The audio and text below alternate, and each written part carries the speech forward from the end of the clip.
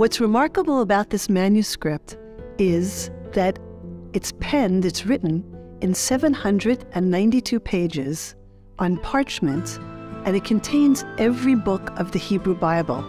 It is the earliest, most complete example we have of all 24 books of the Bible in one codex. Over the centuries, a group of scribes and scholars living primarily in the land of Israel created a system by which to transmit the Bible. So we go from the Dead Sea Scrolls, which have no nikud and no ta'amim, to Codex Sasoon, where you see it has all of the vowel points and all of the cantillation marks, and these Ba'alei Mesorah, these scribe scholars living primarily in the city of Tiberias, created systems to ensure that the text of the Bible would be transmitted accurately and written accurately for generations to come. And this Codex Sasoon is the earliest, most complete example that we have of the Bible, all 24 books, in codex format. A Bible of this monumentality and importance was a very expensive and luxurious undertaking to create. This book, which has close to 800 pages, would have required almost 200 sheepskins in order to produce it. Because these books were so expensive to produce, they are extremely rare. It was probably written for a private individual, and we have several inscriptions within the book that show us that was passed and sold from one individual to the next, and finally it ends up in the synagogue in Makisin, present-day Markada, northeast Syria.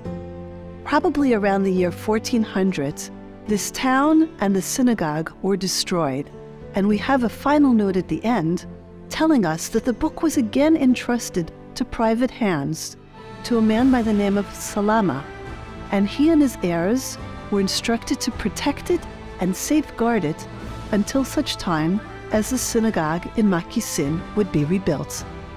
However, the synagogue was never rebuilt. Jews apparently did not return to this town, and from the year 1400 until 1929, we lose track of the whereabouts of this Bible. 500 years pass, and it reemerges in Europe, and it is purchased by Mr. David Solomon Sasoon, one of the great collectors of Hebrew manuscripts in the modern period.